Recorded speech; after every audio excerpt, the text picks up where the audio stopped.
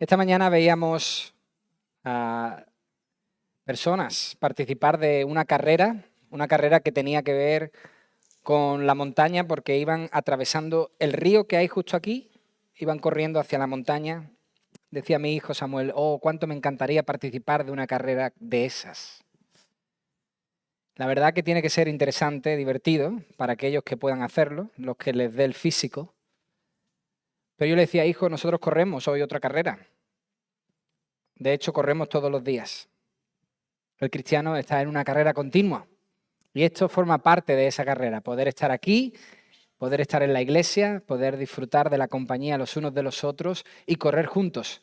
No corremos solos, corremos con muchos, vamos hacia arriba en esta carrera. Así que bienvenidos a todos a este lugar donde ahora vamos a estudiar la palabra del Señor. Yo os invito a que abráis la Biblia por Hebreos capítulo 2. Vamos a ver el capítulo entero, Hebreos capítulo 2. La supremacía del Hijo, Jesús por encima de todo y de todos, por encima de los ángeles, establecida ya en el capítulo 1, que fue lo último que vimos, es la base de lo que vamos a ver hoy.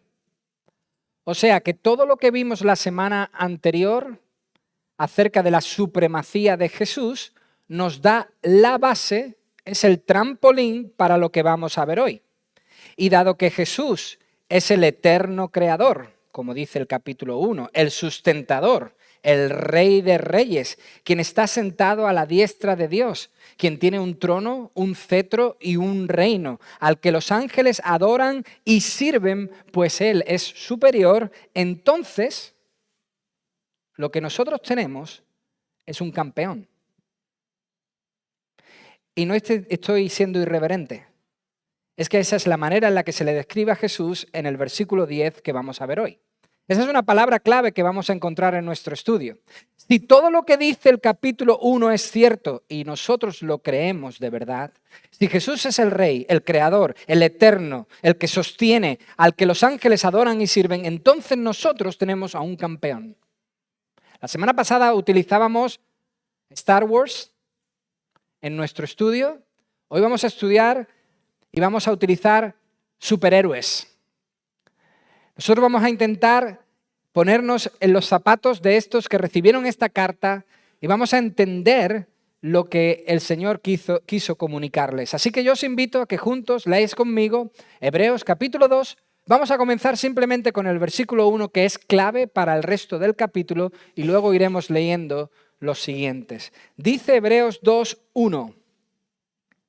Por tanto, es necesario que con más diligencia atendamos las cosas que hemos oído, no sea que nos deslicemos. ¡Wow!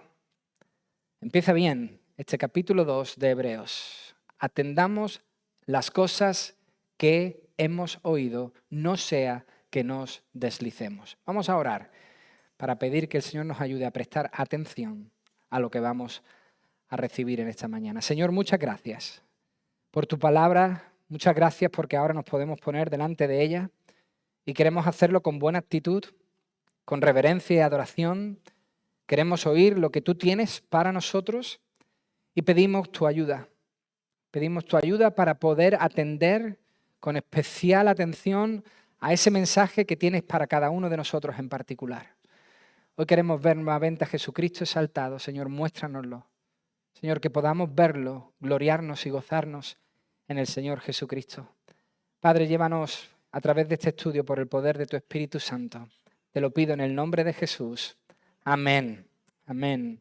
Hermanos, la imagen de Cristo, la imagen de Jesús estaba deteriorada entre estos creyentes por la forma en la que Cristo consiguió su gran logro de salvación.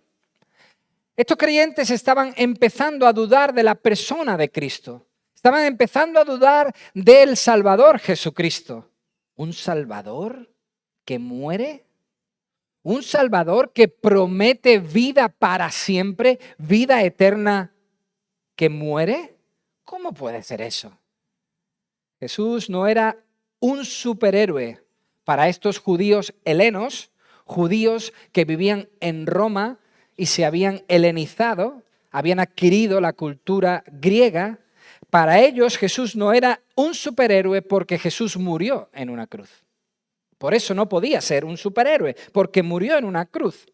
De ahí que el autor de esta carta de Hebreos escriba para hacerles ver a estos hermanos que Cristo es no un superhéroe, sino el verdadero superhéroe, para redirigirles a Jesús y que no perdieran la perspectiva. Eso es lo que dice el versículo 1. Nuevamente el autor quiere redirigirles a Cristo para que estos no perdiesen el foco.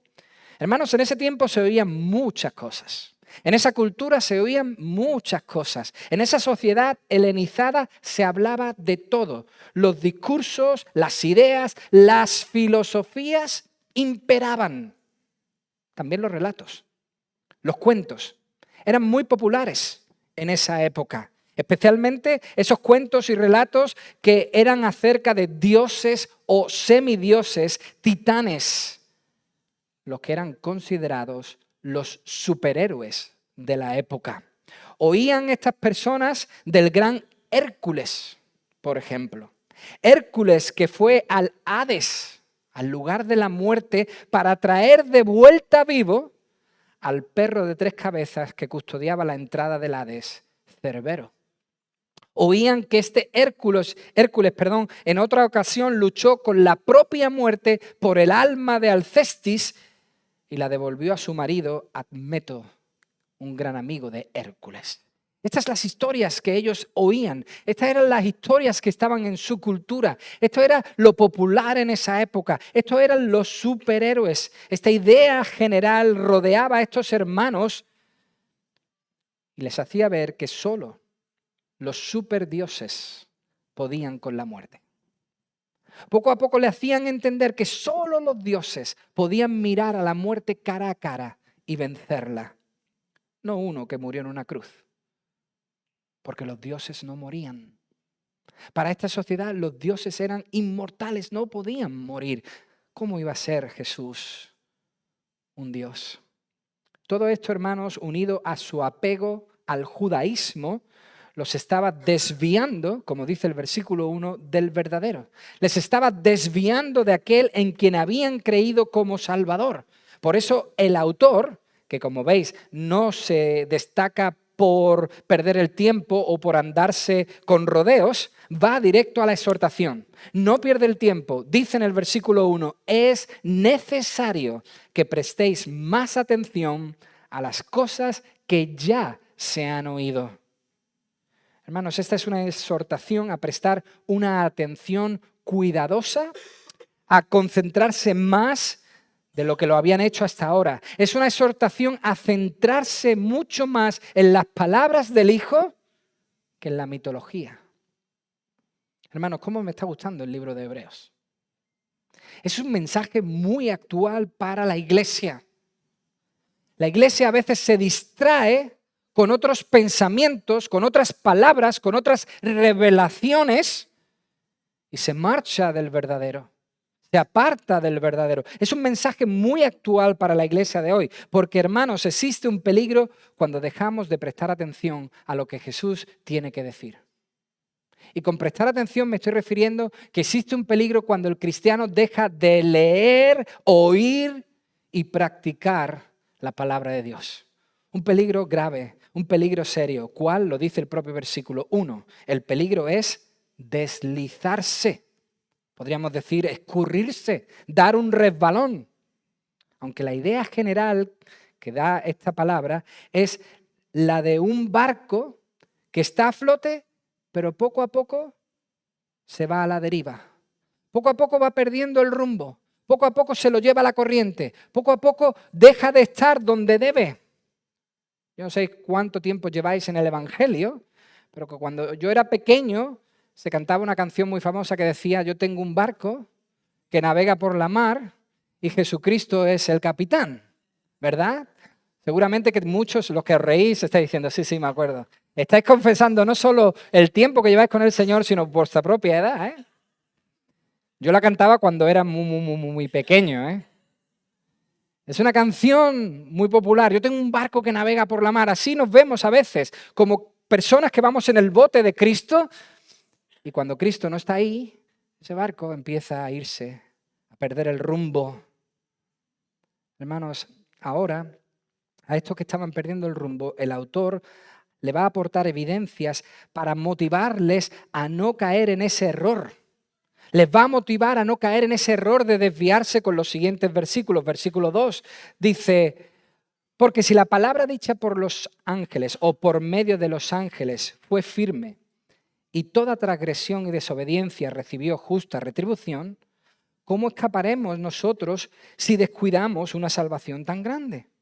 La cual, habiendo sido anunciada primeramente por el Señor, nos fue comunicada por los que oyeron, testificando Dios juntamente con ellos, con señales, prodigios, diversos milagros y repartimientos del Espíritu Santo según su voluntad. ¿Cómo podemos evitar el error de deslizarnos, de perder el rumbo, de perder la concentración en Jesucristo? Pues principalmente el error se evita prestando atención a la enseñanza cristiana tradicional. Esto es muy importante. El error se evita prestando atención a la enseñanza cristiana tradicional o la enseñanza apostólica, como viene a decir este capítulo. Así de simple, hermanos. No dejando de prestar atención a lo que ya está escrito. Hermanos, no descuidemos el evangelio que hemos oído, el evangelio que nos salvó. No debemos salirnos de lo que está revelado. Por eso creo que este es un mensaje muy actual, porque ahora hay una especie de tendencia a oír cualquier cosa y algunas no están realmente conectadas a lo que tradicionalmente hemos oído de este libro, a lo que en este libro está escrito, a lo que se dijo en el original. Y esas cosas que oímos a veces nos desvían de la verdad. Además advierte que, versículos 2 y 3, si aquellos que fueron desobedientes a la revelación traída por los ángeles fueron castigados, los que se apartan, los que voluntariamente pierden el rumbo del mensaje de salvación, no crean que no serán castigados. Eso dicen estos versículos. Conclusión, si la palabra que vino a través de los ángeles fue firme y se creyó, esa palabra que Dios trajo a través de ángeles fue firme y se creyó, ¿cuánto más deberíamos escuchar la palabra de salvación que trajo el Hijo de Dios? Si se escuchó a los ángeles, se les creyó, ¿cómo no vamos a escuchar el mensaje que viene a través del Hijo de Dios? Ese es el mensaje de salvación que Dios ha traído desde el principio. Desde que el hombre cayó, desde que el hombre pecó, este es el mensaje de salvación de Dios. Un mensaje que luego fue profetizado en el Antiguo Testamento, pero que fue proclamado de un modo claro y completo por el propio Señor Jesucristo. Jesús, antes de su ministerio, antes de comenzar su ministerio, dijo en Marcos capítulo 1, versículo 15, algo muy importante. Jesús dijo, el tiempo se ha cumplido. Antes de comenzar su ministerio, dijo, el tiempo se ha cumplido y el reino de Dios se ha acercado. Arrepentíos y creed en el Evangelio. Este es el mensaje del Hijo de Dios. Y si se creyó a los ángeles, debemos creer al Hijo de Dios. Hermanos, la predicación de las buenas nuevas de salvación, o sea, la predicación del Evangelio del Reino, como dice Mateo capítulo 9, versículo 35, fue la esencia del ministerio de Jesús.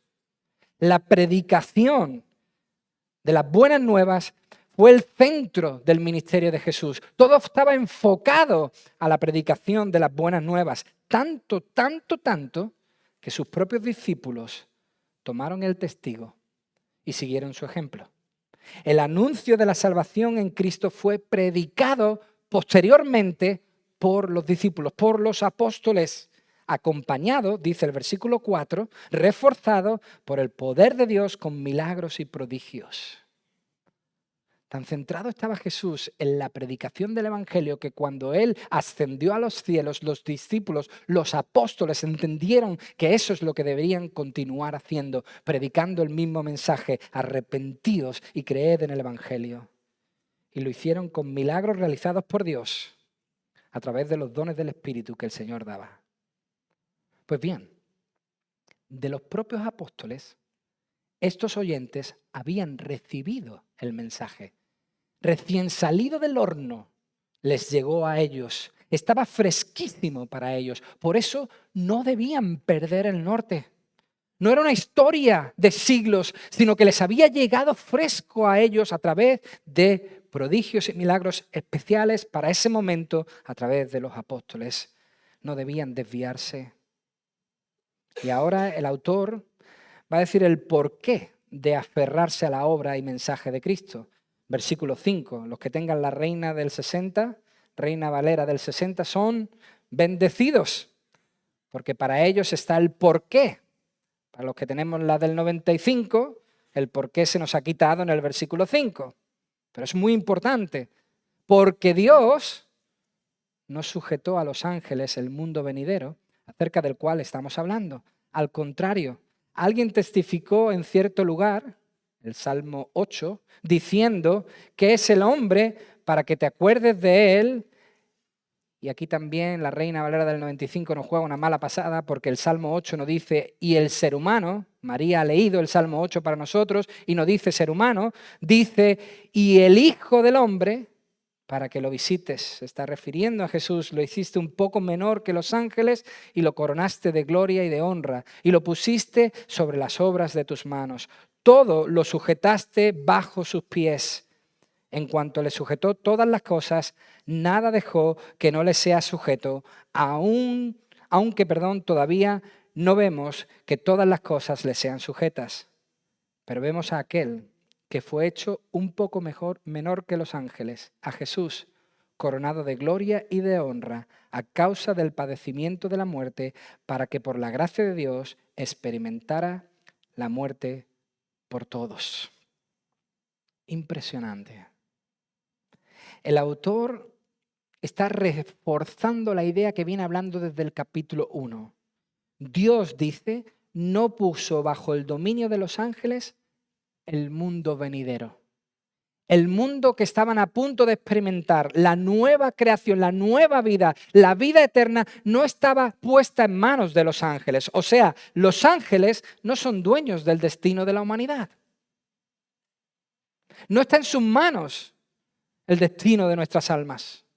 La nueva creación está sujeta a Cristo, no a los ángeles. Por eso debían aferrarse a Cristo y no a otros. Por eso debían sujetarse a Cristo y no a otros. Los versículos 6 y 8, o del 6 al 8 que acabamos de leer, hacen referencia a ese salmo que ha leído María para nosotros, el Salmo 8. Hermanos, el Salmo 8 habla del hombre, del ser humano, como debería haber sido, como debería haber actuado, y no lo hizo. Por eso tuvo que venir Jesús y hacer lo que el hombre no pudo hacer. Por eso tuvo que venir Jesús y hacer lo que Adán y Eva no hicieron. Cristo, por lo tanto, se convirtió en el segundo Adán, tomando la posición que Adán y Eva debieron tomar en el Edén y no tomaron. ¿Cuál era la posición? Génesis 1, del 26 al 28, tomad la tierra, sometedla, enseñoreaos por encima de ella, sois los reyes, sois los dueños de todo esto, sometedlo todo. Pero no pudieron, fallaron. Pero llegó Cristo y dice el texto que hemos leído que Dios los sujetó, los sometió todo a Cristo. Por eso hay que aferrarse a Él. Ahora la pregunta es, ¿cómo hizo Dios esa obra en Cristo? Esto es lo interesante, esto es lo glorioso, esto es lo grandioso en Jesucristo. Esto es lo que está intentando el autor que entiendan sus oyentes. ¿Cómo hizo eso Dios? Dice el texto, haciéndose un poco menor. ¿Cómo? ¿Lo sometió todo haciéndose un poco menor? No tiene sentido. Querrás decir haciéndolo mucho superior, ¿no? No. Haciéndolo un poco menor. Un poco menor puede referirse a hacerlo menor en persona o hacerlo menor también puede referirse a un poco de tiempo. Para que lo entendáis, yo creo que el texto lo que quiere decir es que por un poco de tiempo Jesús tomó la forma de alguien menor que un ángel, un hombre, para luego, con su entrega y obediencia, ser exaltado por encima de todo y de todos. Eso es lo que está diciendo. Por un poco de tiempo, Jesús no fue hombre aquí todo el tiempo, un tiempo limitado.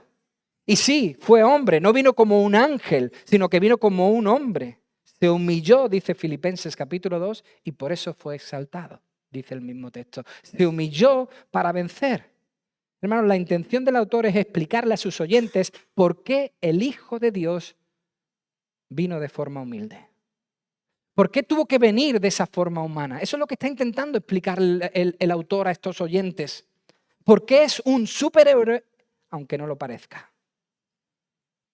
Hermanos, Jesús no era el prototipo de héroe establecido en esa sociedad. No encajaba.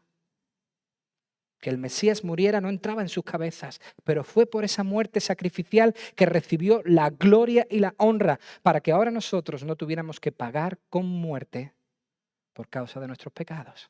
¿No es grandioso? Por eso, para que tú y yo, el motivo de esa venida, el motivo de esa humildad, el motivo de esa entrega somos tú y yo. Por supuesto también la gloria del Padre. De hecho, así termina esta preciosa exhortación. Todo lo que hizo Jesús fue a favor de otros. Ya lo he dicho alguna vez, Jesús jamás hizo un solo milagro en esta tierra para su propio beneficio. Ninguno. Todos siempre eran para otros. Todo lo que hizo Jesús fue a favor de nosotros. El sufrimiento del Hijo a favor de los herederos. Dice el versículo 10, convenía aquel por cuya causa existen todas las cosas y por quien todas las cosas subsisten, que habiendo de llevar muchos hijos a la gloria, perfeccionara por medio de las aflicciones al autor de la salvación de ellos. Porque el que santifica y los que son santificados, de uno son todos. Por lo cual no se avergüenza de llamarlos hermanos, diciendo, anunciaré a mis hermanos tu nombre, en medio de la congregación te alabaré. Y otra vez dice, yo confiaré en él. Y de nuevo, aquí estoy yo con los hijos que Dios me dio. Así que, por cuanto los hijos participaron de carne y sangre, él también participó de lo mismo. ¿Para qué?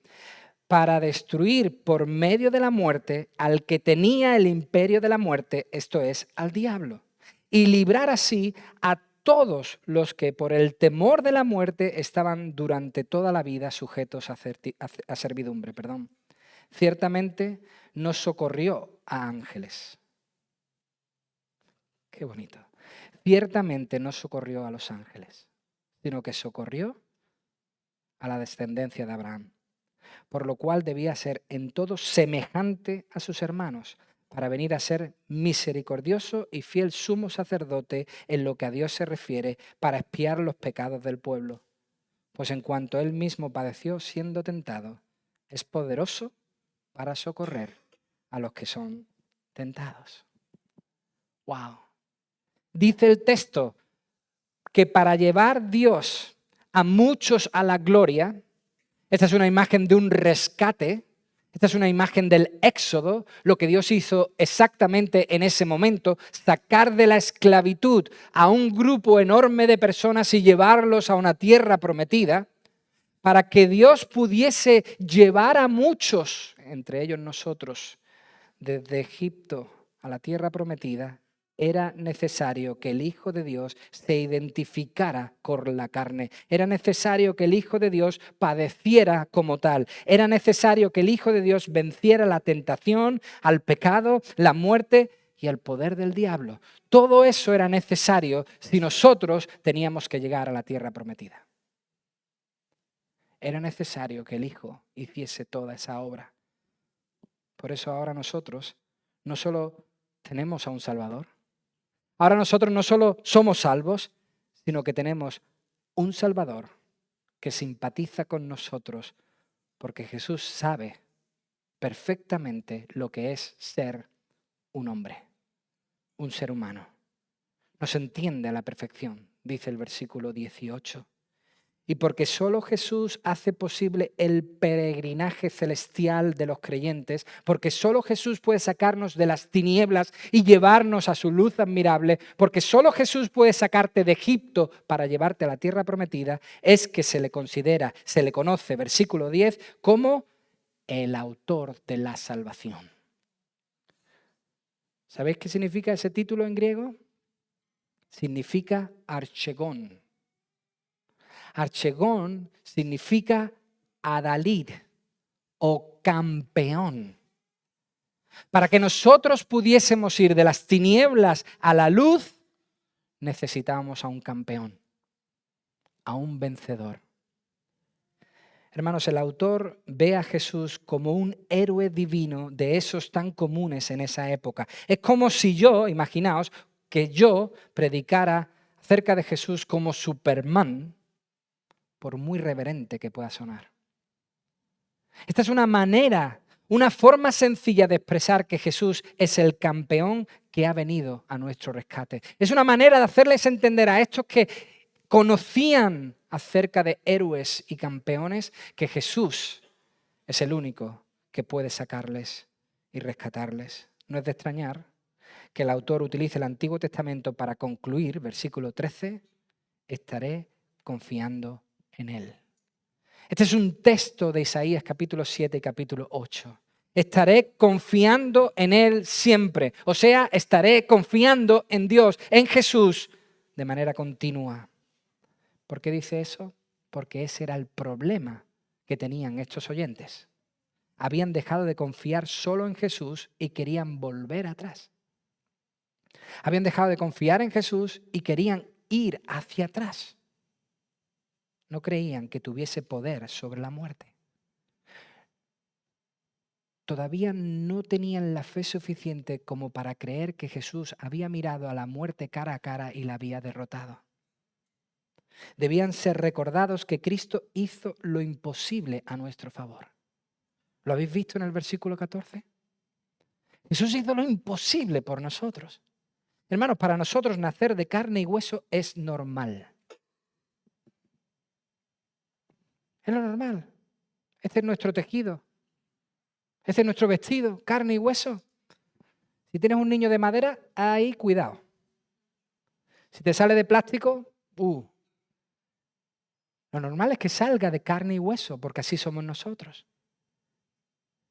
Pero Cristo no es así.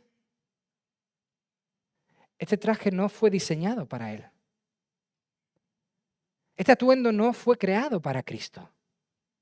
Pero aún así, dice el versículo 14, que Él se humilló, participó. Se tuvo que vestir una vez de carne y hueso. ¿Para qué? Esto es glorioso, hermanos. Para destruir. Esto quiere decir para anular la influencia del mal sobre nuestras vidas. Para anular el poder y la persona de Satanás.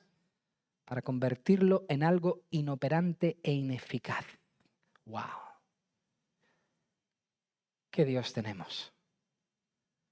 Uno que se vistió como nosotros para, en nuestra forma, demostrar que Él pudo anular el poder de Satanás. Jesús vino para identificarse con nosotros en nuestras debilidades. Pagó como Dios lo que nosotros debíamos pagar estando esclavizados al diablo. Borró lo único que nos sujetaba a la muerte, dice el versículo 15. Y así, qué bonito, así nos liberó del temor a la muerte. ¡Qué maravilla! Hoy podemos decir que no tememos ni a la propia muerte. Hermanos, existía un dominio de un malvado campeón. Eso dice la Biblia. Había un malvado campeón también. Tenía la humanidad sujeta en servidumbre. Isaías capítulo 49, versículo 24, dice, ¿será quitado el botín al valiente, a este malvado campeón? ¿Será rescatado el que es cautivo de este malvado campeón, de un tirano? Pero así dice Jehová, quizás el cautivo sea rescatado de este malvado campeón, del valiente, y el botín sea arrebatado al tirano. Porque yo defenderé tu pleito y salvaré a tus hijos. ¿Cómo lo hizo? Por Cristo. Eso es lo que hizo Jesús. Eso exactamente es lo que vino a hacer Jesús. Le quitó el botín al malvado campeón, porque Jesús es el verdadero campeón. De hecho, Él es el único que puede, y así lo afirmó Él mismo en Mateo capítulo 12, versículo 29. Jesús dijo estas palabras en Mateo 12, 29. ¿Cómo puede alguno entrar en la casa del hombre fuerte y saquear sus bienes si primero no lo ata? Entonces podrá saquear su casa. Algunos estaban diciendo, hey, por el poder del diablo tú haces todas estas cosas. Y Jesús dice, ¿qué estáis diciendo? ¿Acaso un reino puede luchar contra sí mismo? Se destruiría. Yo soy diferente. Yo puedo destruir a todos estos demonios porque primero he dejado atado el poder del diablo. Completamente atado. Eso dice Lucas 11, 21. Jesús dice, mientras el hombre fuerte y armado guarda su palacio, en paz está lo que posee. Pero cuando viene otro más fuerte que él, Jesús de Nazaret, y lo vence, le quita todas las armas en que confiaba y reparte el botín. El Antiguo Testamento se preguntaba, ¿quién será capaz de quitarle el botín a este malvado campeón? Jesús dice, yo, que soy más fuerte. Yo, que soy el verdadero campeón, vengo, le robo el botín y lo reparto. Lo entrego al Padre. Hermanos, Jesús tiene más poder que el diablo. Y todo este bien fue para nosotros, no para los ángeles. Todo este bien fue para la descendencia de Abraham. Esto quiere decir para aquellos que como Abraham han puesto su fe en el Mesías. No para los ángeles. Esa obra perfecta de Cristo a nuestro favor, venciendo al que tenía a la humanidad esclavizada por el temor de la muerte, fue a favor nuestra. Quiero deciros una cosa. Qué bien se vive sin temor a la muerte. No sé si habéis tenido la experiencia de ver a personas creyentes en su lecho de muerte. Es otra historia. No parece que se está muriendo. Está más feliz que aquellos que estamos alrededor sufriendo. Qué bien se vive sin temor a la muerte. Eso lo ha producido Jesucristo. Dice el comentarista George Guthrie, el temor a la muerte ya no paraliza ni esclaviza al creyente. ¿Por qué? Porque Jesús ha neutralizado al dueño de la muerte. Como defensor nuestro, Cristo ha asaltado las puertas del enemigo y derribado su bastión, su fortaleza, abriendo de par en par las puertas de nuestra cautividad y señalándonos el camino de la libertad. Hermanos, Jesús pudo llegar donde ni Zeus, ni Hércules, ni ángeles jamás llegaron. Jesús sí pudo mirar a la muerte cara a cara y pisotearla. Jesús sí pudo estar ahí frente a la muerte y derrotarla. Todo lo demás es cuento chino. Con su muerte Jesús venció a la muerte. Y no solo eso, sino con su muerte venció al que tenía poder para atemorizar con la muerte a los que viven. Ya no hay temor, lo hemos cantado. Ya no hay infierno ni dolor. Ya no hay temor hacia la muerte. El cineasta, no sé cómo decirlo, estadounidense Woody Allen, un genio, dicen algunos, por su capacidad de contar la realidad de manera irónica, él expresó la angustia que siente el ser humano ante la muerte de esta forma. No es que tenga miedo de morir, dice Woody Allen. No es que tenga miedo de morir, simplemente que no quiero estar ahí cuando suceda. Así de angustiado está el ser humano ante la muerte. No le tengo miedo, solamente que no quiero pasar por ella. Hermanos, el miedo a morir puede venir por muchas razones. Podemos tener miedo a la muerte por muchas causas. Primero, porque nos da la sensación de que es algo que no controlamos. Ante la muerte no se tiene el control de nada. Estamos perdiendo la capacidad de controlar la situación. Se nos va de las manos, nos sentimos impotentes, lo cual nos hace sentir increíblemente vulnerables y eso da mucho miedo. También la tememos porque se enfrenta con el fin de todo. Cuando la muerte llega estamos pensando que se acabó todo. La última puerta que cruzamos, dicen algunos. La sensación de irte y no volver, aterra a muchos. Luego está, por supuesto, la separación de los seres queridos. Eso no solo da miedo, produce dolor, mucho dolor, pensar que los vas a dejar. Creer que ya no los vas a volver a ver. Eso da mucho miedo. Una razón común de por qué se teme a la muerte es también no saber lo que nos espera después de la muerte. El miedo a lo desconocido. Y lo que no se conoce, en muchos casos, aterra. Las cosas que no se controlan a veces nos dan miedo. Por lo tanto, concluye el comentarista John Guthrie de esta forma. La muerte se convierte en un espectro a evitar. No queremos morir. Queremos hacer como hizo Walt Disney. Meternos en formol y esperar que alguien nos resucite. Porque no queremos morir. Dice George Guthrie que la muerte es un dueño que nos tiene esclavizados y un enemigo que provoca nuestra furia. Esta es la sensación general que tiene el mundo ante la muerte. Pero el autor de Hebreos hoy acaba de predicar otra cosa diferente. El autor de Hebreos en la palabra de Dios está diciendo que si tenemos a Cristo, si el campeón está de nuestro lado, entonces la perspectiva de algo que para muchos es tan terrible cambia por completo. Si Jesús está en tu vida, si Jesús está en tu hogar, en tu corazón y en tu hogar, la perspectiva ante la muerte cambia por completo. ¿Por qué? Bueno, para empezar, el creyente conoce. Quizás no conoce la muerte, es cierto, es verdad, pero sí conoce al que venció la muerte. Voy más allá. Conoce a aquel que experimentó la muerte. Conoce al que la conoce y la pisoteó. Fijaos, Elizabeth Elliot, una misionera en el sur de África, que murió hace poquito, en 2015, dice que un día recorría un antiguo camino por la selva con un guía. Iba ahí recorriendo caminos y caminos, selvas, árboles.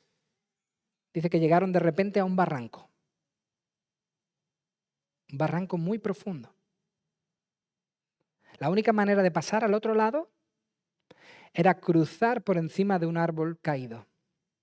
Su guía cruzó sin problema. ¿Pero qué ocurrió? Que ella no se movió.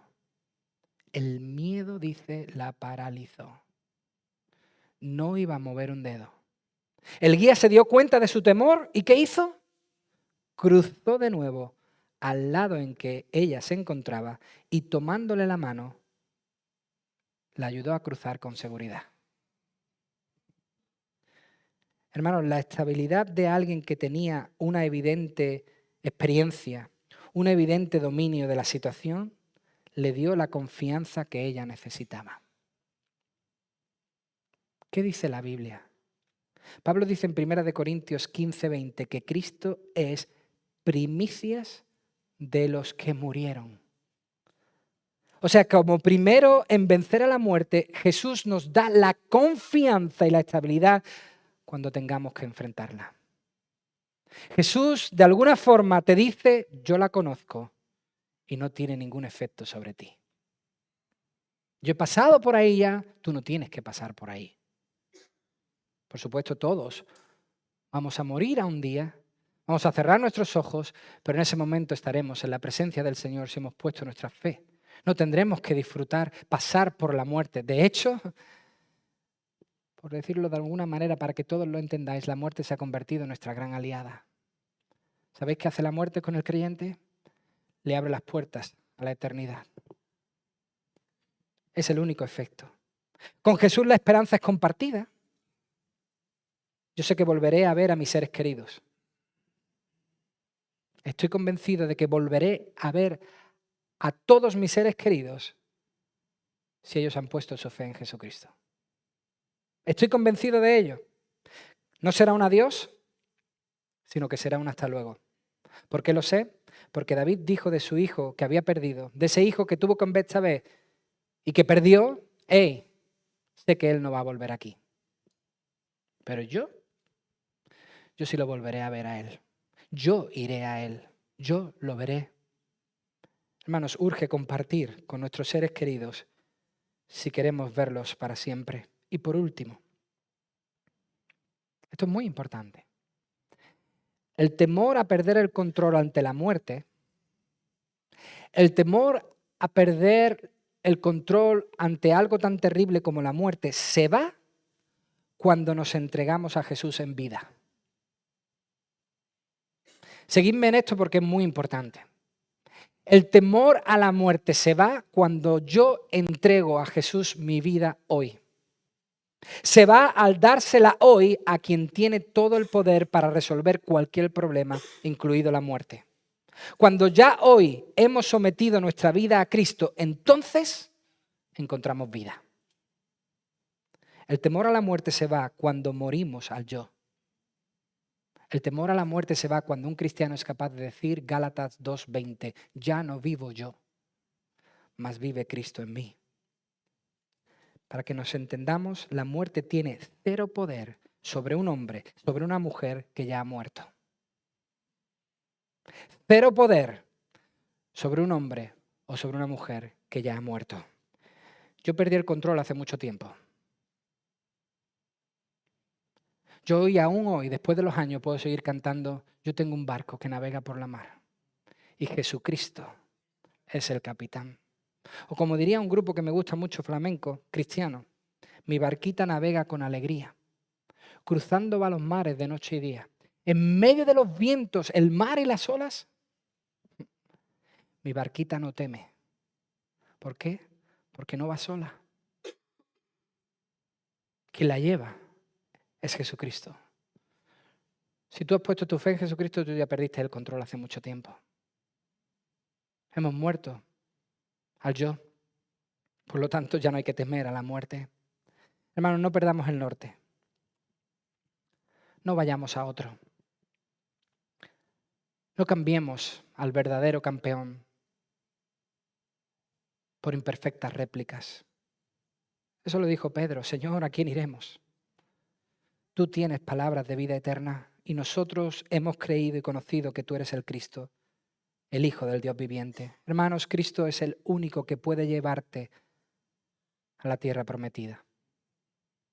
Cristo es el único que puede librarte de algo tan poderoso como la muerte. ¿Por qué? Porque Él es nuestro campeón. Él es mucho más fuerte. Dios quiera que tú hoy puedas decir, como dice Pablo en 1 Corintios 15, ¿dónde está muerte tu aguijón? ¿Dónde sepulcro tu victoria?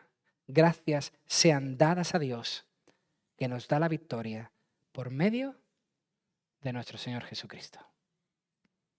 Con Jesús no hay temor. Si tú estás en la barca, asegúrate que quien la lleva es Jesucristo. Y entonces te aseguro que llegarás al otro lado. Padre, muchísimas gracias por Jesucristo nuestro Salvador. Gracias porque Jesucristo ha disipado todos nuestros temores. Y es verdad, Señor, no podemos engañarte. La muerte aterra, no nos gusta, porque no hemos sido creados para morir. Por eso nos gozamos, nos alegramos, festejamos que Jesucristo haya llegado a nuestra vida para no tener que pasar por la muerte. Sí, dejaremos este cuerpo, pero te veremos al instante cara a cara. Ese es un consuelo y una alegría que produce Jesucristo en nuestros corazones. A Él sea toda la gloria, a Él sea toda la gloria, a Él sea todo el honor. Jesucristo lo merece. Por eso, Señor, yo te ruego que tú nos ayudes a no desviarnos, a no perder el rumbo, a no dejar de poner nuestra mirada en Jesús, nuestro verdadero campeón, seguirle y tenerle siempre como aquel que lleva el control de nuestras vidas. Ayúdanos, Señor. Te lo pido, te lo ruego, En el nombre de Jesús. Amén.